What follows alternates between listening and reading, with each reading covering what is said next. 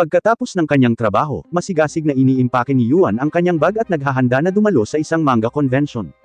Sa kanyang kasabikan, hindi niya namalayan na tumawid na siya sa ibang mundo habang nakasakay sa isang eroplano kung saan umiiral ang magic at pantasya sa realidad. Nang makitang gumagamit ng mahika ang mga tao, iniisip lang niya na pumasok siya sa isang uri ng festival at nagsimulang kumuha ng litrato, hanggang sa dinilaan ng dragon ang kanyang mukha na akala niya ay isang laruan lamang. Nagtatampo si Yuan sa loob ng ilang araw na iniisip kung paano siya mabubuhay sa mundong ito, ngunit sa kalaunan ay umaasa na napagtanto na maaaring siya ang pangunahing karakter. Naputol ang kanyang pangangarap ng gising nang may lumapit na hardinero at nagtanong kung magbibigay ba siya ng entrance exam para sa Magic Academy. Nang makitang siya ay ganap na walang alam, dinadala siya ng hardinero sa pagsusulit. Umattend si Yuan sa pagsusulit kung saan kailangan niyang ilagay ang kanyang kamay sa isang magic stone para sukatin ang kanyang skills. Kumpiyansa niyang inilagay ang kanyang kamay sa bato, na nagsimulang kumikinang sa hindi kapani-paniwalang puting liwanag. Ngunit higit sa kanyang pagkalito, ang lahat ay nagsimulang tumawa. Nilinaw ng tagasuri na ang bato ay kailangang magningning ng partikular na kulay na naaayon sa naaangkop na mahika, tulad ng pula para sa apoy at berde para sa hangin. Lumalabas na masyadong mahina ang magic ni Yuan para makapasok siya sa akademya. Nabigo, bumalik si Yuan sa hardinero na nag-aalok sa kanya ng trabaho upang mabuhay. Walang ibang pagpipilian, malugod na tinanggap ni Yuan ang kanyang alok. Lumipas ang mga araw at hindi nawawala ang dedikasyon ni Yuan sa kanyang trabaho. Sa kalaunan ay natutunan niya kung paano gamitin ang kanyang mahika upang mapalago ang mga halaman. Isang araw ay nakarinig siya ng mga boses na nagmumula sa kagubatan malapit sa kanya, at nagpa siya na magsiyasat. Natagpuan ni Yuan ang dalawang lalaki na nakaluhod sa isang babae. Sinubukan niyang tumakas pagkatapos nilang makita siya, ngunit kalaunan ay naabutan nila siya at binubuli. Mamaya sa gabing iyon, eksenang nalulumbay si Yuan. Ang hardinero ay nagbigay kay Yuan ng isang binhi ng diwata, na sinasabi sa kanya na natagpuan niya ito sa kanyang mga paglalakbay ngunit hindi niya ito nagawang mapabulaklak. Napansin ni Yuan na ang kanyang selyo ay inilagay dito at sinubukan niya ang maraming paraan upang masira ito ngunit hindi ito nagtagumpay. Gayunpaman, isang gabi, hiniwa niya ang kanyang kamay at nilagay ang ilang dugo dito. Tila, hindi rin ito gumagana. Nagpasya siyang maglakad sa kakahuyan nang mapansin niya ang parehong babae na nakita niya ilang araw na nakalipas, sinisipsip ang dugo ng dalawang lalaki. Tumakbo si Yuan para sa kanyang buhay, ngunit madaling nahuli siya ng vampira, tinusok ang kanyang puso ng mga baging. Sa sandaling iyon, ang binhi ng diwata ay namulaklak sa isang diwata na si Mo Fei na nakatayo sa ibabaw niya. Iniisip ni Yuan na maaaring naroon siya upang tumulong, ngunit lumabas lamang si Mo Fei sa kanyang binhi upang patayin siya. Napansin ni Mo Fei na namamatay na si Yuan. Sinabihan ng vampira si Mo Fei na umatras mula sa kanyang biktima. Ibinaba ni Mo Fei si Yuan mula sa mga baging at inilagay siya sa lupa. Napansin niya na ang kanyang buhay ay mabilis na kumukupas, at nagpa siya na harapin ang vampira. Inatake ng vampira si Mo Fei, ngunit pinatay niya ito sa isang atake, at pinagaling si Yuan. Nagising si Yuan at napansin niya si Mo Fei na lumulutang sa hangin. Natutuwa siya na sa wakas ay gumana ang kanyang pamamaraan, at nagpapasalamat siya sa pagtulong sa kanya. Sinabihan siya ni Mo Fei na huwag magpanggap na parang hindi siya kilala, ngunit walang ideya si Yuan kung sino siya. Nagalit si Mo Fei at sinabi sa kanya na ang tanging dahilan kung bakit niya siya iniligtas ay gusto niyang siya mismo ang pumatay sa kanya. Nang hindi man lang siya binibigyan ng pagkakataong magpaliwanag, inatake siya ni Mo Fei. Pero kahit ilang beses pa niya itong atakihin, sa huli ay nasasaktan lang niya ang sarili niya. Napagtanto ni Mo Fei na ang kanilang mga katawan ay magkakaugnay, at anumang pinsala ang dumating kay Yuan, ito ay dumarating din sa kanya. Naputol ang kanilang pag-aaway nang lumitaw si Wei Ersi, ang punong guro ng Magic Academy, at sinabihan si Mo Fei na tumigil na dahil sasaktan lang niya ang sarili niya. Hindi siya pinansin ni Mo Fei, at sinubukang atakihin muli si Yuan, ngunit napaatras siya. Sinabi ni Wei Ersi kay Yuan na huwag pansinin si Mo Fei sa ngayon, at iniabot sa kanya ang isang libro ng diwata. Isang manual na nagsasabi sa kanya na gumamit ng mga diwata. Sa sandaling mahawakan niya ito, ibinalik si Mo Fei sa kanyang seed form sa loob ng libro. Dinala ni Wei Ersi si Yuan pabalik sa akademya at nagpaliwanag tungkol sa mga diwata. Sinabi niya sa kanya na kung gusto niya ang libro, kailangan niyang sumali sa akademya at tulungan siyang hanapin ng vampira na nagtatago sa akademya. Bilang kapalit, bibigyan din siya nito ng 2 pang binhi ng diwata. Ang libro ay nagpalit sa anyong Xiao, isang maliit na diwata at pumasok sa telepono ni Yuan. Kinabukasan, labis na ikinagulat ng lahat, si Yuan ay pumasok sa akademya at agad na bumuo ng mga tunggalian. Isang maharlika na naiinis na siya ay pumapasok sa paaralan kasama niya, at dahil dito ay isang guro ang nag-set up ng isang tunggalian sa pagitan nila ni Yuan. Si Prinsesa Anchi ay dumating din upang makita kasama ang kanyang knight, si Luo. Sinubukan ni Yuan na umatras, ngunit walang epekto. Nagsimula na ang laban at halos hindi na kayang pigilan ni Yuan ang isang pag-atake habang nadala siya sa mundo ng mga espiritu. Nagising si Yuan at natagpuan ang kanyang sarili sa isang magulo na mundo na puno ng digmaan kung saan lahat ay tumatakbo sa paligid upang mabuhay. Napansin niya ang isang batang babae na may sakit, si Mo-Fei na nakaupo sa isang sulok. Hindi alam kung ano pa ang gagawin, sinimulan siyang alagaan ni Yuan, sinusubukang alisin ang kanyang lagnat. Lumitaw ang ilang mga lalaki na gustong kumuha sa kanya. Alam niyang sasaktan siya, hinawakan ni Yuan si Mo-Fei at sinubukang tumakas, ngunit naabutan nila siya at sinimulan siyang bugbugin. Nagising si Yuan sa ospital ng akademya. Ipinaalam sa kanya ni Xiao na pumasok siya sa mundo ng mga espiritu sa panahon ng labanan, at kailangan niyang dagdagan ang tiwala ng diwata sa kanya, dahil direktang nauugnay iyon sa kanilang kapangyarihan. Sinusubukan niyang kausapin si Mo-Fei sa kanyang telepono, ngunit sa sandaling iyon, dalawang babae ang pumasok sa infirmary, kaya mabilis na nagtago si Yuan sa ilalim ng kanyang kama. Pareho nilang sinimulan ang pagsipsip ng dugo ng ibang mga estudyanteng nakahiga doon. Bago nila marating si Yuan, pumasok si Luo sa silid at ipinaalam sa kanila na ang plano na kanilang ginawa ay mangyayari ngayong gabi. Nagmamadaling bumalik si Yuan sa kanyang tahanan, nag-aalala na baka may mangyari sa lalong madaling panahon. Gumagawa siya ng ramen para sa sarili niya nang mapansin niyang may tao sa labas ng bahay niya. Kumilos sa pagtatanggol sa sarili, binuksan ni Yuan ang pinto at ibinigay ang isang mabangis na suntok, na ikinatumba ng tao sa labas. Pagkatapos ay tumingin siya ng malapitan, at napansin niya ang walang malay na si Anchi na nakahiga sa kanyang balkonahe. Pagkatapos niyang magising, pinaghanda siya ni Yuan ng ramen para humingi ng tawad. Bahagya silang umupo nang pasukin ng dalawang vampira mula sa paaralan ang kanyang tahanan. Mabilis na tumakas si Yuan kasama si Anchi, at itinago siya bago tinawag ang kanilang atensyon, at inakay sila palayo. Ipinatawag niya si Mo-Fei upang labanan sila, ngunit si Luo ay bumaba mula sa langit upang harapin sila sa halip. Pinatay ni Luo ang dalawang vampira bago naghanda para harapin si Yuan. Sinubukan niyang atakihin siya, ngunit hinarang siya ni Mo-Fei. Pareho silang nagkukulong sa isang labanan ngunit masyadong mahina si Mo-Fei para makipagsabayan sa kanya. Tinanong ni Yuan si Xiao kung ano ang dapat niyang gawin, kung saan sinabi niya sa kanya na sa ngayon ang tanging paraan para makaalis siya ay sa pamamagitan ng pagsisikap na buuin ang kanyang tiwala sa pamamagitan ng pagpunta sa mundo ng mga espiritu, ngunit wala siyang gaanong lakas ng espiritu sa ngayon. Lumitaw si Anchi sa tabi niya, na nagsasabi sa kanya na maaari niyang ipahiram sa kanya ang kanyang spirit energy kapalit ng isang taon na supply ng ramen. Pumayag si Yuan sa kanyang mga kahilingan, at ginamit ni Anchi ang kanyang kapangyarihan para ipadala siya sa mundo ng mga espiritu. Muling nagising si Yuan sa daigdig ng mga espiritu, ngunit lumipas na ang ilang taon. Napansin niya si Mo-Fei na nakatayo sa ibabaw ng mga katawan ng ilang tulisan. Sinusubukang tawagin siya ni Yuan, ngunit hindi niya magawang makinig sa kanya, nalilito siya. Sinabi ni Xiao kay Yuan na nangangahulugan ito na ang kanyang kaluluwa lang ang nasa mundong ito ngayon. Sinusundan niya si Mo-Fei habang pinupuntahan niya ang pera para sa pagpatay sa mga magnanakaw mula sa isang inn. Sa labas ng inn, laking gulat ni Yuan sa isang lalaking kamukha niya na may hawak na pusa na may espada. Nilapitan ni Mo-Fei ang lalaki at hiniling na bilhin ang espada, ngunit tumanggi siyang ibenta ito. Kinabukasan, napansin niyang nakikipaglaro siya sa mga bata sa labas, ngunit mabilis siyang nagtago nang makita niyang nakatingin sa kanya ang lalaki. Araw-araw ay napapansin niya ang lalaki sa labas na gumagawa ng mga random na gawa ng kabaitan. Isang araw, iniligtas niya ang kanyang buhay mula sa isang grupo ng mga tulisan na sinusubukan nilang bugbugin ang isang bata na kanyang pinoprotektahan. Upang magpasalamat sa kanya, iniabot ng lalaki ang kanyang espada. Sa kabila ng pagiging inosente, sinabi ni Yuan kay Xiao na malinaw na pinaglalaroan niya ang damdamin ni Mo-Fei, at may binabalak na kalokohan.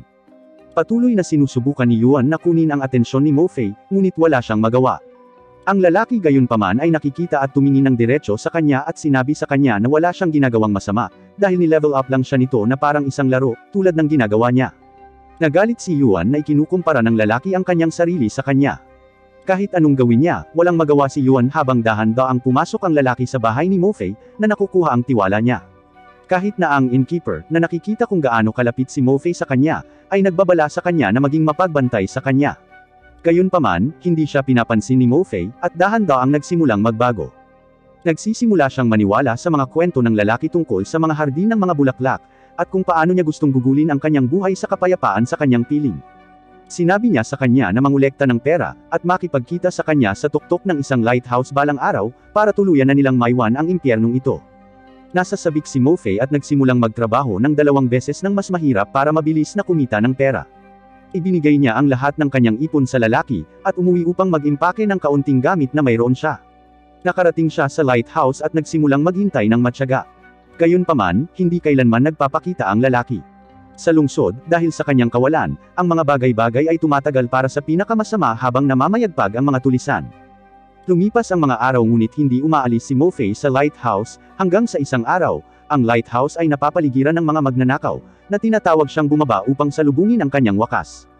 Sa pag-aakalang may problema, nagmamadali siyang bumaba para labanan sila.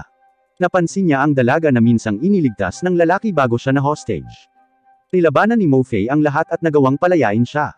Niyakap niya ang dalaga na magiging maayos din ang lahat. Ngunit laking gulat ni Yuan, sinaksak ng dalaga si Mo Fei sa tiyan. Hindi maproseso ang nangyari sa kanya, tumangala si Mo Fei at nakita ang lalaking nangako na aalis sa impyernong ito kasama niya, nakatayo sa ibabaw niya na nakangiti. Si Mo Fei ay tumitingin sa lalaki na masaya nang makitang hindi siya nasugatan, ngunit ang katotohanan ay bumungad sa kanya nang makita niya itong nakatayo kasama ng mga tulisan. Humakbang pa sulong ang pinuno ng magnanakaw, hindi makapaniwala sa kanilang nagawa. Mahina na lumapit si Mo Fei sa lalaki para atakihin ito, ngunit sinunggaban siya ng mga magnanakaw, at iniipit siya sa lupa.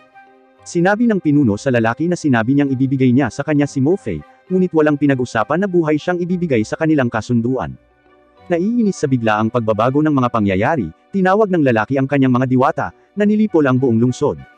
Kahit na hindi siya kalaban, sinubukan ni Mo Fei na patayin ang lalaki gamit ang kanyang natitirang kapangyarihan, ngunit hindi makalusot sa kanyang mga diwata.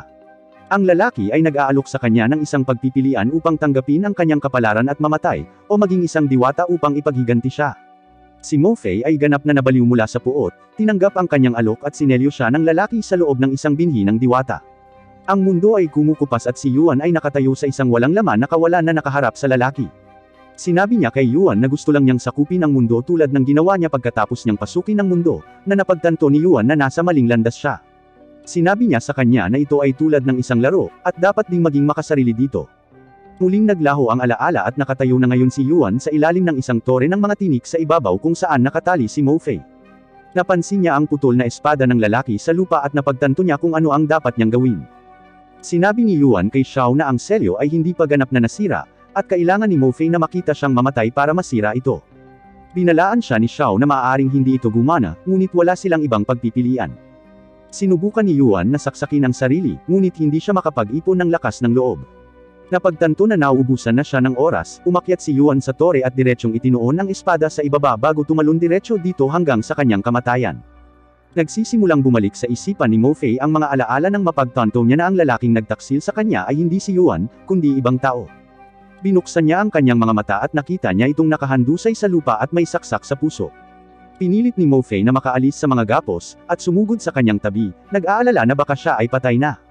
Gayunpaman, nagising si Yuan sa sobrang gulat niya.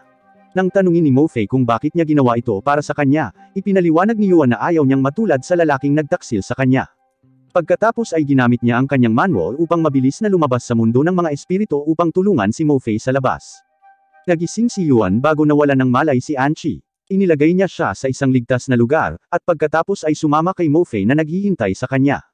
Pinagsama ni Mo Fei ang sarili kay Yuan, na nagbigay sa kanya ng hindi kapani-paniwalang kapangyarihan. Si Luo ay ganap na nagulat sa nangyayari, napagtanto na si Yuan ay sumanib sa isang maalamat na diwata. Inilabas ni Luo ang lahat ng kanyang kapangyarihan para labanan siya. Pareho silang nagkulong sa isang labanan, ngunit hindi nagtagumpay si Luo. Madaling hinarangan ni Yuan ang lahat ng kanyang mga pag-atake bago siya itinulak sa lupa ng napakalakas na nagdulot ito ng lindol na mararamdaman hanggang sa akademya. Umiwalay si Yuan kay Mo Fei, nag-aalala na baka sumover ito, ngunit sinabi sa kanya ni Mo Fei na nanockout lang si Luo. Lumilitaw si Wei Ersi sa sandaling iyon, binabati si Yuan sa pagtapos sa mga vampira at kay Luo. Ibinigay niya ang 2 pang binhi ng diwata gaya ng ipinangako, at sinabihan siyang panatilihin ang lahat ng nangyari ngayong gabi sa pagitan nila habang iniisip niya kung paano haharapin si Luo. Para sa kanya ay tila hinahabol ni Luo ang prinsesa, at dahil tumakas ito at pumunta sa tahanan ni Yuan, gusto na rin niya itong patayin. Dahil sa ayaw niyang makitungo sa kanya, kinuha ni Yuan ang mga binhi at umalis, hinila rin si Mo Fei palayo sa kanya. Tumingin si Wei Ersi sa walang malay na si Luo, at ngumiti sa sarili habang ang mga bagay ay naging mas kawili-wili para sa kanya. Kinabukasan sa academy, nakaupo si Yuan sa kanyang upuan, halos patay na sa lahat ng nakakapagod na pakikipaglaban na kailangan niyang gawin kagabi. Hindi niya napapansin nang ipinakilala ng guro ang kanilang bagong transfer student, si Anchi kasama ang caretaker niyang si Mo Fei. Nagpakilala silang dalawa at umupo sa tabi ni Yuan. Nagising siya, at nagulat nang makita silang dalawa. Nagseselos lahat ng lalaki sa klase na kilala niya si Mo Fei at Anchi. Sinubukan ni Yuan na linawin ang hindi pagkakaunawaan, ngunit sinimulan nila siyang habulin. Bahagya siyang nakatakas sa kanila sa pamamagitan ng pagtatago sa isang palumpong. Nang maaliwalas ang baybayin, pumunta si Yuan sa library, at hiniling sa librarian na ipahiram sa kanya ang mga libro tungkol sa mga halaman. Binigyan siya ng librarian ng ilang mga scroll, at isang encyclopedia tungkol sa mga halaman. Tuwang-tuwang iniuwi sila ni Yuan at naghahanda para gamitin ang mga ito, ngunit sinabi sa kanya ni Xiao na hindi gagana ang mga scroll. Sinabihan niya si Yuan na pakainin siya ng encyclopedia, at maaari niyang sabihin sa kanya kung ano ang gagawin. Matapos ibigay sa kanya ang libro, sinuri ni Yuan ang mga binhi ng diwata at pinag-aaralan ang kanilang mga selyo. Alam kung ano ang kailangan niyang gawin, nagtanim siya ng mga water lily sa isang lawa at naghulog ng isang binhi dito. Para sa susunod, lumakad siya ng ilang hakbang palayo, at ibinaon ito. Ngayon ay oras na para sa kanya na maghintay ng matyaga at hayaan silang mamukadkad. Lumipas ang 7 araw at walang nangyari. Samantala, nilapitan ni Luo ang kanyang hari sa isang kastilyo. Yumuko siya sa kanya at humingi ng paumanhin sa kanyang pagkabigo, ipinaalam sa kanya na ang kalaban ay may isang maalamat na diwata na hindi niya inaasahan. Tumawa ang hari at inutusan siyang dalhin ang diwata sa kanya, at patayin si Yuan sa anumang paraan na kinakailangan. Bumalik sa lawa, ang binhi sa lawa ay bumubulusok sa isang higanteng water lily at isang diwata ang bumangon mula sa loob ng kanyang usbong. Nag-aalala si Yuan dahil kambal ang mga binhi, at ang isa ay hindi namumulaklak. Ang diwata ay sumisigaw sa galit, at sumugod kay Yuan upang patayin siya. Nang malapit na siya sa kapansin-pansing distansya, namumulaklak ang iba pang binhi. Kuminto ang diwata at mabilis na naglakad patungo sa kabilang diwata, sa pag-aakalang kapatid niya ito, niyakap siya. Ipinakilala ni Yuan ang kanyang sarili sa kanila, at ginamit si Xiao para makuha sila. Tinawag ni Wei Ersi si Yuan, at sinabi sa kanya na ang mga Knights of Orphy na kinabibilangan ni Luo at Anchi ay nagsimula ng mamuno sa mga kabalyero ng agresibo, at ang kanilang pangunahing target ay si Anchi at siya, dahil mayroon na siyang kapangyarihan ng mga diwata ngayon. Sinabi niya kay Yuan na ang kanyang presensya dito ay isang banta sa akademya, kaya kailangan niyang umalis sa akademya kasama si Anchi. Sa araw na umalis si Yuan sa bayan, hiniling sa kanya ng librarian na maghanap ng mga scroll para sa kanya. Inabot niya sa kanya ang isang bato na nagsasabi sa kanya na ilagay ang mga balumbon sa ibabaw nito, at bilang kapalit, makakakuha siya ng mga gantimpala na malugod niyang tinatanggap. Nagsimulang maglakbay si Yuan kasama sina Anchi at Mo Fei kasama ang kanyang dalawang bagong diwata, sina Lian Shuang at Yutan. Nakarating sila sa isang lawa kung saan nakaharap nila ang isang fairy dragon. Binyantaan ng dragon si Yuan gamit ang bola ng apoy, na sinasabi sa kanya na ibigay sa kanya ang mga diwata o papatayin niya siya. Handa si Mo Fei na labanan ang dragon, si Georgios, ngunit pinigilan siya ni Yuan, sinabi sa kanya na gusto niyang labanan siya sa kanyang sarili. Parehong nakikipaglaban sina Yuan at ang dragon. Kahit na patuloy na tumatakbo si Yuan, mukhang hindi nakakalamang ang dragon. Sa pag-aakalang ang pagtalo kay Yuan ay maaaring malabo para sa kanya, siya ay sumuko sa kanya at binigyan siya ng isang pito, na sinasabi sa kanya na tawagin siya kapag siya ay may problema. Sa gabi, dumating sila sa Woody Lake, at nagpa siya na magpalipas ng gabi sa isang resort. Nakaupo silang apat sa labas habang si Anchi ay natutulog sa kanyang kwarto. Napansin ni Yuan na kakaiba ang kinikilos ni Shuang. Lumapit ito sa kanya at tinanong kung ano ang mali, ngunit malamig lang ang pagkilos nito sa kanya, na sinasabi sa kanya na wala siyang ideya ngunit napupuot siya sa kanya. Sinabi sa kanya ni Yuan na malamang ay amnesia ito, at maaalala niya ang kanyang nakaraan, ngunit nag-trigger yun kay Shuang, na nagiging marahas sa kanya. Sinubukan niyang salakayin siya, ngunit bumagsak siya. Naputol ang kanilang pag-aaway nang lumitaw ang Knights of Orphy upang patayin si Yuan. Si Mo Fei at Yu ay sumugod sa kanyang tabi, habang si Yuan ay tinawag si Georgios upang tulungan siya. Gayunpaman, binalingan siya ni Georgios na nagsasabing hindi na siya pumapayag na tulungan siya. Habang ang mga diwata ay nakikipaglaban sa mga kabalyero, sinalubong ni Yuan si Georgios, itinaboy siya sa lawa kung saan ang kanyang pakikipaglaban sa kanya, ay nagtapos sa pag-alis ng isang seal sa ilalim ng lawa. Ang lawa ay napupuno ng espiritual na enerhiya. Samantala, si Luo ay nakatayo sa ibabaw ni Anchi sa kanyang silid, pinapanood ang kanyang pagtulog. Nagising si Yuan sa mundo ng mga espiritu, at napansin niya ang parehong lalaking nagpahirap kay Mo Fei na nakatayo sa tabi niya. Hindi siya nagkakaroon ng pagkakataong magtanong kung bakit siya naroon nang may nakita siyang babaeng kamukha ni Shuang na papalapit sa kanya. Nang makitang nasugatan ang kamay nito, binalutan niya ito at sinabihan siyang alagaan ang sarili. Bago siya umalis, tinanong ni Yuan ang kanyang pangalan at sinabi niya sa kanya na ito ay si Lian Luo. Agad na napagtanto ni Yuan na siya ay kapatid ni Lian Shuang. Sinabi sa kanya ng lalaki na ito ang alaala ni Shuang, at oras na para maglaro sila ng isa pang laro. Lumipat siya ng pwesto kay Yuan at pisikal na pumasok sa mundo. Bago siya magpatuloy, ang lalaki ay sumuntok sa isang puno sa isang maliit na bahay ng dragon, nahulog si Georgios mula rito, na kanyang tinatakot na sundin ang kanyang mga utos. Sinabi niya kay Georgios na pumunta at maghanap ng impormasyon tungkol kay Lian. Pagkaraan ng ilang sandali, bumalik siya upang sabihin sa lalaking nagpapaalam sa kanya tungkol sa kanyang schedule, at inaalagaan niya ang kanyang kapatid na may sakit. Sinabihan ng lalaki si Yuan na manood habang naglalaro siya. Nilapitan niya si Lian sa bayan isang araw, at nagsimulang dahan-daang makuha ang tiwala nito sa pamamagitan ng pagsama sa kanya upang mangolekta ng mga halamang gamot para sa kanyang kapatid sa mga mapanganib na lugar na naglalagay sa kanya sa mga sitwasyong nagbabanta sa buhay, para lamang tumalon sa huling sandali, kumikilos na parang isang bayani. Sinabi niya sa kanya ang tungkol sa isang lunas, kadalisayan ng 3 pagkakatawang tao na maaaring makatulong sa kanya na pagalingin ang kanyang kapatid na babae, ngunit kailangan pa rin niyang hanapin ang huling bahagi ng ritual upang ganap siyang pagalingin. Si Lian, na sa ngayon ay sinusunod ang kanyang bawat utos na walang alinlangan, ay sumasang-ayon na gawin ang anumang bagay upang pagalingin si Shuang. Nagmamasid si Yuan mula sa malayo, gulat na gulat sa kung gaano kadali niyang manipulahin ang kanyang isip. Para sa kanya, puro kasamaan ang lalaki, at wala nang iba pa. Kalaunan ng gabing iyon, sinundan ni Yuan si Lian sa kanyang tahanan kung saan makikita niya si Shuang sa unang pagkakataon, mula nang dumating sa mundo ng mga espiritu. Si Shuang ay sumilip, nakahiga sa isang kama at naghihintay sa kanyang kapatid. Araw-araw, binibisita ni Lian ang lalaking lubos na nakapagpahulog sa kanya sa mga kasinungalingan, at inaaliw niya ito. Sa bandang huli, sinabi sa kanya ng lalaki na gusto niya siya, ngunit pinabulaanan siya ni Lian, sinabi na kailangan niyang alagaan si Shuang. Iginiit at pinipilit pa rin ng lalaki na makipag-date sa kanya, at sinabihan siyang pumunta sa isang lawa kinabukasan. Nang makita ang biglang pagbabago kay Lian, na-curious si Shuang tungkol sa lalaki at nagpas siyang pumunta at tingnan kung sino siya. Nagbihis siya tulad ni Lian, at nakipag-date siya. Dinala siya ng lalaki sa isang bangka sa gitna ng lawa, at ipinaliwanag sa kanya ang malungkot na katotohanan. Noong bata pa siya, nahulog si Shuang sa lawa, at nahila ng may lason na lili na dahan-daang pinapatay siya. Gayunpaman, si Lian na tumalon upang iligtas siya ay nakakuha ng iba. Siya ay tuluyang malulumpo sa hinaharap. Halos hindi na naiintindihan ng dalaga ang mga sinabi sa kanya bago siya nawala ng malay. Sa gabi, pumapasok si Lian sa kanyang tahanan at tuwang-tuwang ikinwento kay Shuang ang tungkol sa lalaki, at napagpasyahan niyang magpakasal sa kanya balang araw. Samantala, pabalik sa lawa, ang lalaki ay nagpatawag ng kambal na bulaklak ng lotus. Panunuyan niyang tinitignan si Yuan, at sinabi sa kanya na nagsimula na ang huling pagkilos. Sa labas ng daigdig ng mga espiritu, nagsimulang umiyak si Luo habang hinuhugot niya ang kanyang espada upang patayin si Anchi, ngunit hindi niya ito magawa. Humingi siya ng paumanhin sa kanyang pagtulog, na sinasabi na malapit na niya itong ipagkanulo.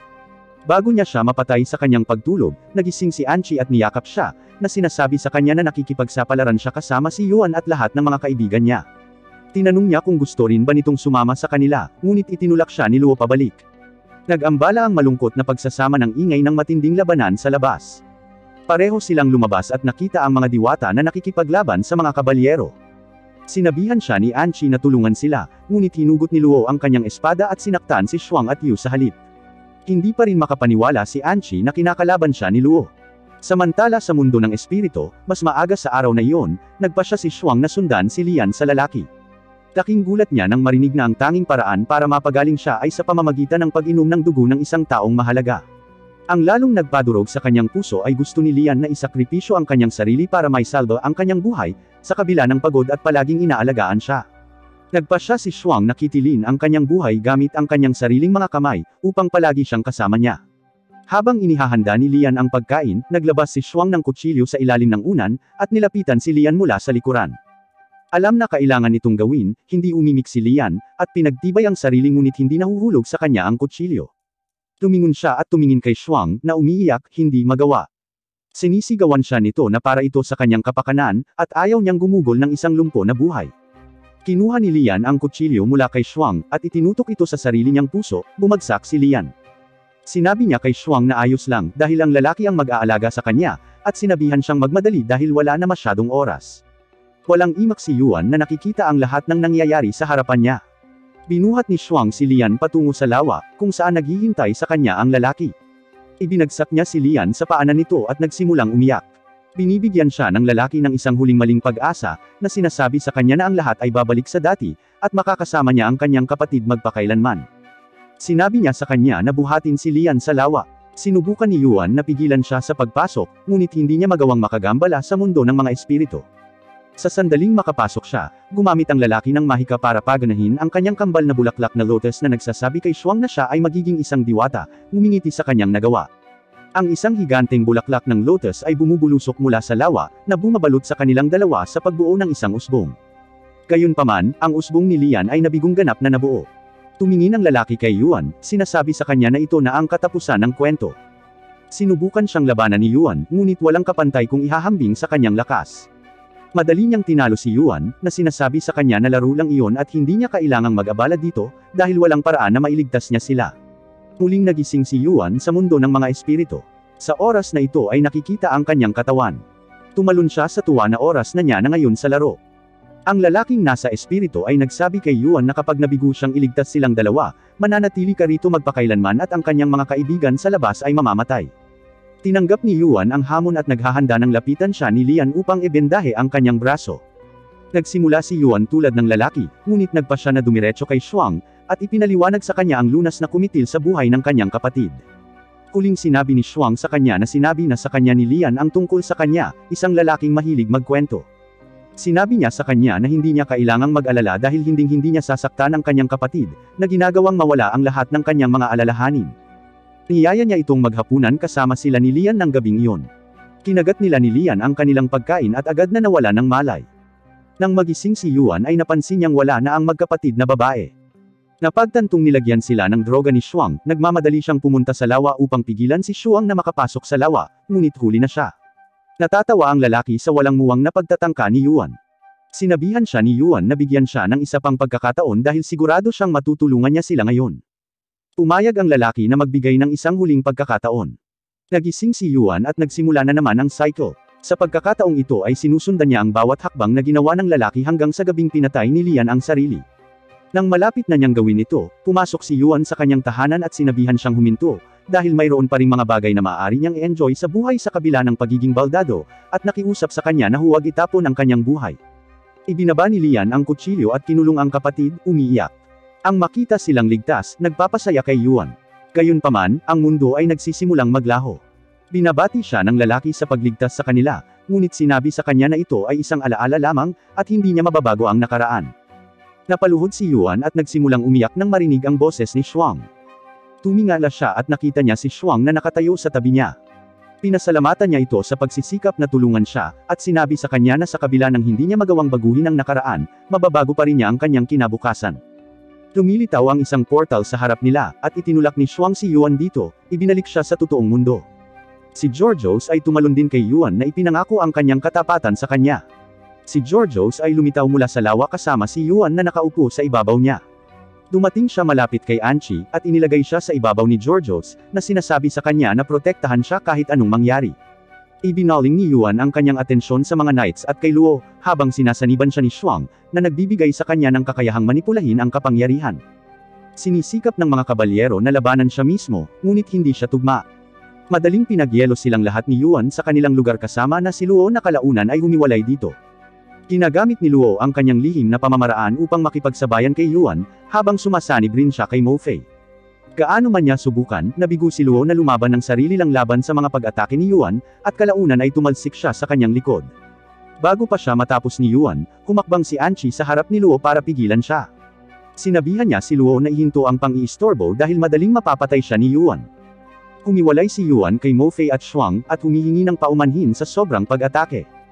Ganap na natalo ngayon si Luo, tumayo at nagsimulang umalis, sinabi kay Anchi na magkikita sila sa ibang araw. Isang higanteng kambal na bulaklak ng lotus ang namumulaklak mula sa loob ng lawa. Humingi ng paumanhin si Shuang kay Yuan, sinabi sa kanya na kinuha ng bulaklak ang buhay ng kanyang kapatid, kaya dapat niya itong bantayan sa ngayon. Si Yuan ay walang pagtutol sa kanyang desisyon, at sinabihan siyang gawin ang gusto niya. Umalis si Yuan na may kasama sina Anchi, Mo Fei, at Yu, na nakasakay sa ibabaw ni Georgios. Pagkaraan ng ilang sandali, binigyan ni Anchi si Yuan ng isa pang binhi ng diwata, sinabing ibinigay ito ni Shuang sa kanya bago umalis. Salamat sa panunood.